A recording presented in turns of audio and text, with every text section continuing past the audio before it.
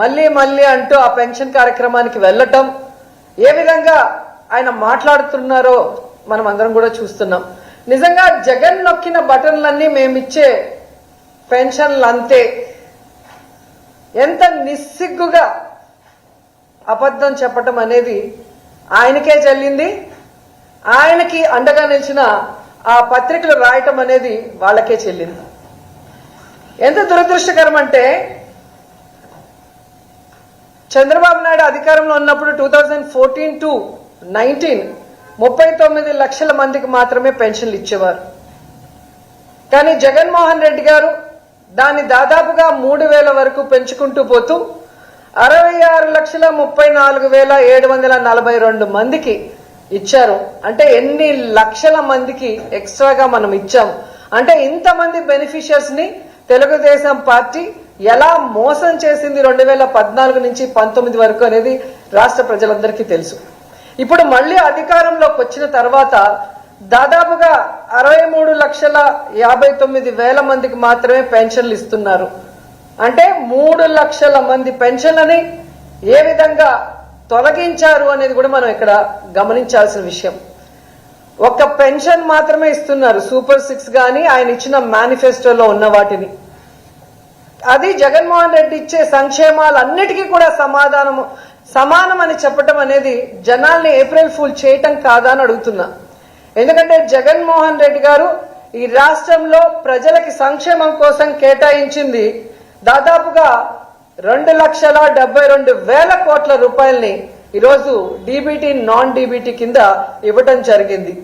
అలాంటి దాన్ని చంద్రబాబు నాయుడు కేవలం 1,000 రూపాయలు పెన్షన్ పెంచేసి దానితో సమానం అని చెప్పుకోవడం చూస్తుంటే ఏ విధంగా జనాల్ని ఫూల్స్ చేయడానికి ఈయన సంసిద్ధంగా ఉన్నాడో అర్థమవుతుంది.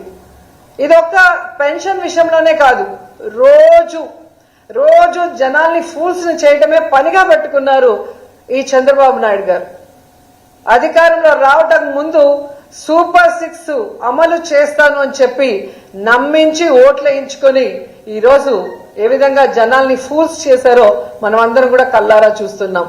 అంతేకాకుండా గత ఏడాది వాలంటీర్స్ కి ఈ ఉగాది రోజు 10,000 రూపాయలు జీతం పెంచి ఇస్తామని చెప్పి ఈరోజు వాళ్ళని ఎలా ఫూల్స్ చేసి రోడ్డు మీద వదిలేశారో మనం కల్లారా చూసాం.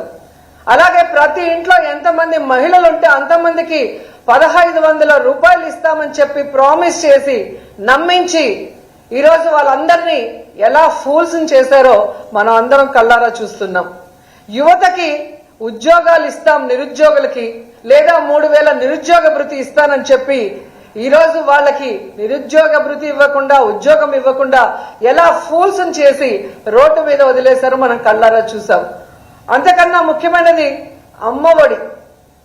ప్రతి మహిళకి ఎంతమంది పిల్లలుంటే అంతమందికి, ఒకరుంటే 15,000, ఇద్దరుంటే 30,000, ముగ్గురుంటే 45,000 అని ఏ విధంగా అరిచి చెప్పిన చంద్రబాబు నాయుడు ఈరోజు అధికారంలోకి వచ్చాక గత ఏడాది అమ్మఒడి ఇవ్వలేదు, ఈ ఏడాది ఇంతవరకు ₹1 ఇవ్వకుండా ఆ పిల్లల తల్లులని ఏ విధంగా ఫూల్స్ చేసి రోడ్డు మీదకి వదిలేశారో మనం కళ్ళారా చూస్తున్నాం.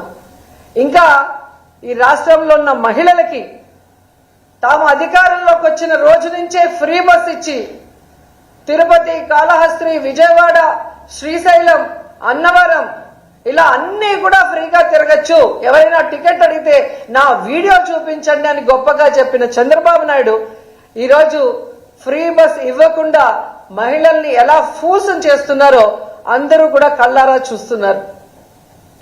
నిజంగా చంద్రబాబు నాయుడు గారు మాట్లాడే మాటలకి చేస్తున్న పనులకి ఎక్కడైనా సంబంధం ఉందని అడుగుతున్నారు. అధికారంలో రావటానికి ముందు ఏం మాట్లాడారు, అధికారంలోకి వచ్చాక ఏం మాట్లాడుతున్నారు.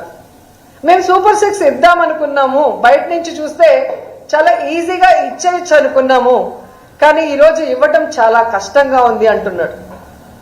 చంద్రబాబు నాయుడుకి సూటిగా చెప్తున్నాను, నీ వల్ల ఈ రాష్ట్ర ప్రజలకి సంక్షేమం అందించడం చేత కాకపోతే మీరు సీఎం కుర్చీలోంచి దిగిపోండి, జగనన్నని కూర్చోబెట్టండి, ఇచ్చిన ప్రతి వాగ్దానాన్ని ఎలా నెరవేర్చాలో జగనన్న చేసి చూపిస్తాడని కూడా ఈ సందర్భంగా తెలియజేసుకుంటున్నాను.